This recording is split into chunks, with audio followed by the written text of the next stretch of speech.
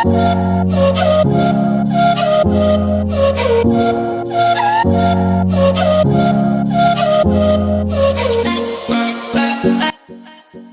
guys, welcome to my channel. My name is Kate and I'm taking up Bachelor of Secondary Education.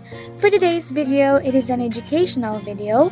I will be doing a slideshow discussion wherein I will going to discuss about the audio-visual media. Without further ado, let's get started. Audio-visual media.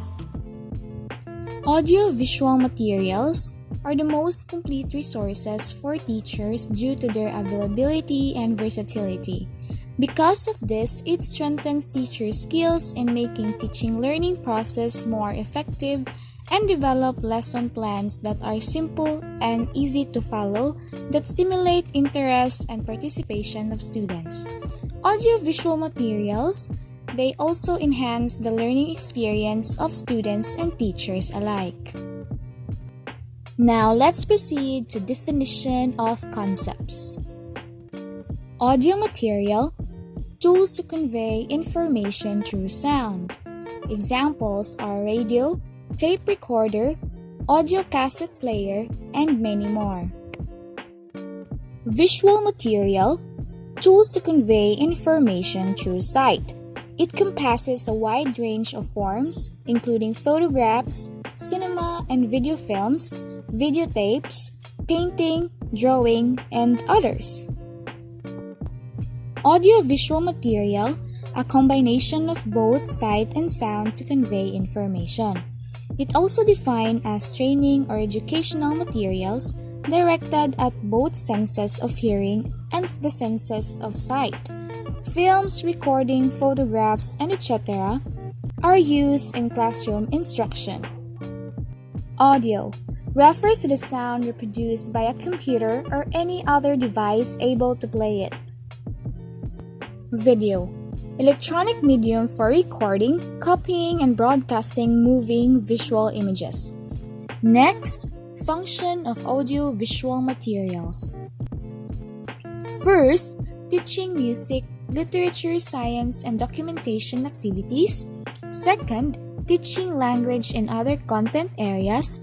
Third, to foster oral communication. Fourth, to motivate interpretation. Lastly, to make use of sketches and broadcast. It is clear that audio-visual materials are important tools for teaching learning process. It helps the teacher to present the lesson effectively and the students learn and retain the concept better and for longer duration. It helps to remove abstract concept through audio-visual presentation. Let's go to the types of audio-visual materials. Types of audio-visual materials are audio, visual media, and audio-visual media. First, audio. It has recordings and radio broadcast. Recordings. These may come in cassettes or CDs. Recording is the action of recording sound or a performance for subsequent reproduction or broadcast. Radio broadcast. Transmission of radio programs can be live or taped. It may convey information from one place to another through the intervening media without wires. Second, visual media. It has bulletin boards and poster. Bulletin boards, a form to display information using text and pictures. For example, to advertise items wanted, for sale announcement events, and provide information. Poster, a form of displaying information using text and pictures. Posters are designed to be both eye-catching and informative. The last one is audio-visual media. It has motion picture videos and films. Motion picture videos are videos of sound mixed with motion images, also called film or movie, and series of still photographs on film. Films, large sequence of animated scenes and sounds. Films are movie whose primary purpose is to educate. Next, let's proceed to guidelines for audio-visual materials in learning and teaching. Guidelines for audio-visual materials in learning and teaching. Images should be as small as possible. Always provide alternative content. Check copyright. Use MP4 format, a size of 640 by 400 and a speed of 500 kbps. Provide transcript for audio and video files in mono format. Uses of audio-visual materials. Stimulate interest and emphasize. Promote efficiency. Clarify subject matter topics. Now let's proceed to the advantages of using audio-visual materials in teaching. Provides diverse teaching techniques for learning. Simplify and clarify complex topics. Allow students to learn at their pace. Can be reused. Reduce the quantity of asked questions. The use of audio-visual materials makes the students to remember the concept for a longer period of time. They convey the same meaning as word, but it gives clear concepts, thus help to bring effectiveness in learning. Next, these are the disadvantages of using audio-visual materials in teaching. Requires correct use. Not all concept can be taught. Should not include images unfit for boards. Might not guarantee learning. To prepare if good pronunciation is needed, it can be difficult to understand for children. A good internet speed is required. The proper equipment is needed. In other words, audio-visual presentations can take a considerable amount of time to prepare. It takes time to produce your own video or slides. Films may be difficult to obtain, or it can take time to get permission to use them. Posters and transparencies may require extensive preparation. Creating a PowerPoint presentation can also be time-consuming. Next, ways to use audio to support learning. Unit podcast. Example, weekly updates of teaching materials in current situations. A podcast is an episodic series of spoken word, digital audio files that a user can download to a personal device for easy listening. Live online discussion between two or more people. These are a collaboration tools facilitate communication and knowledge. Interview with subject matter experts. These can be used as a core or support for lessons. Student-generated recording. Using a part of a learning activity or to record evidence. Recording of public lecturers.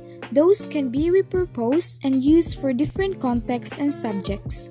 Recording lecturers will ensure you don't miss anything important. Now let's proceed on ways to use video to support learning. To demonstrate experiments example, sodium solution plus the periodic table. To exemplify abstract concepts, what's inside a flame. To illustrate 3D models.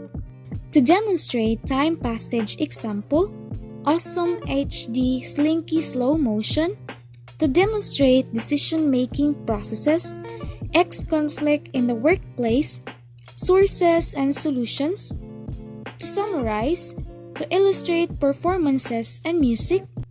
To show practical activities, example, melting metal. Now let's proceed into 3 steps in producing audio visuals. These are planning, production, and publishing. Planning, the most critical aspect of producing. Requires a purpose why, brainstorming, and preparation. The planning is the process of thinking about activities required to achieve a desired goal.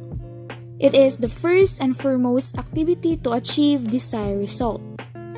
Production.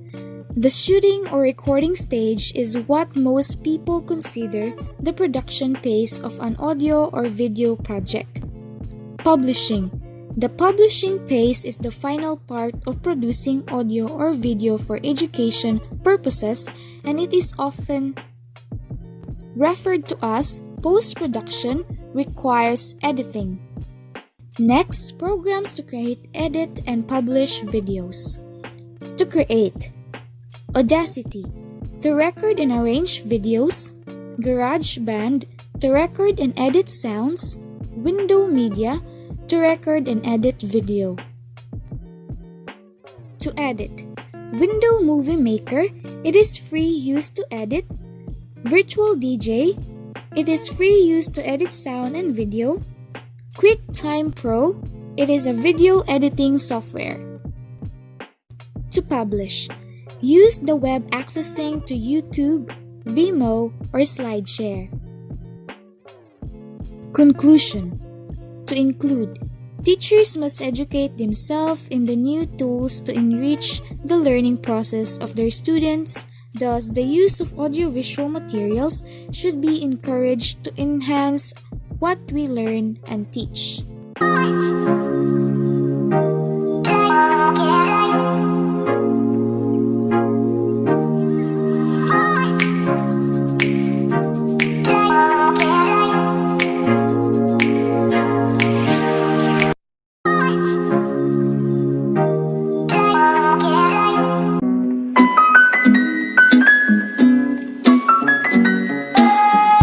That ends of my slideshow discussion about audio-visual media. I hope you learned something from my video. Please like this video if you enjoyed, please subscribe if you haven't yet, and please leave a comment. I hope to see you guys soon. Be good. Bye!